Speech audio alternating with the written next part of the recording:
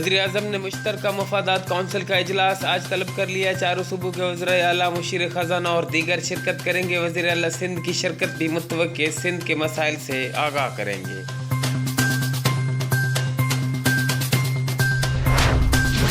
Punjab, KP और सिंध के मैदानी इलाकों में धुंध के डेरे, मोटरवेज पर ट्रैफिक की रवानी मुतासर, फ़ज़ाई और ज़मीनी सफ़र में शदीद मुश्किलात का सामना। मुल्क के शुमाली इलाकों में शदीद बर्फबारी, पहाड़ों पर बर्फबारी का सिलसिला जारी है। अस्करदो का पारा -11 तक पहुंच गया। कोटा का पारा -4 डिग्री रिकॉर्ड। कराची में सर्द हवाओं का राज।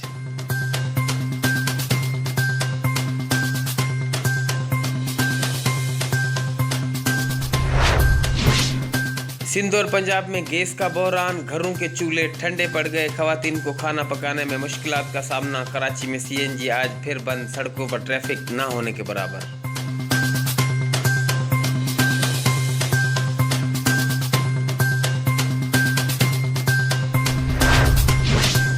मरियम नवाज का नाम ACL से निकालने के लिए समाअत आज लाहौर हाई कोर्ट में होगी। ACL से नाम निकालने या न निकालने के मुतालिक वजारत कानून ने तजावीज़ मुरतब कर ली। मरियम का नाम ACL से ना निकाला जाए, ज़ैली कमेटी की तजवीज़।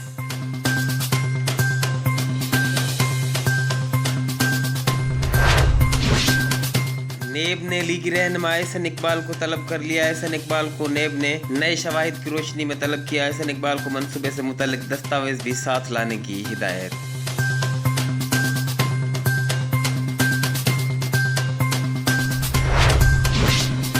और कराची टेस्ट पर शाहीनों की गिरफ्त मजबूत। श्रीलंका ने इनिंग्स का आगाज कर दिया। जीत के लिए पाकिस्तान को 2 विकेट और श्रीलंका को 264 रन दरकार। HRJDO न्यूज़ से अब तक के लिए बस इतना ही। मज़ीद खबरों और अपडेट्स के लिए देखते रहिए HRJDO न्यूज़।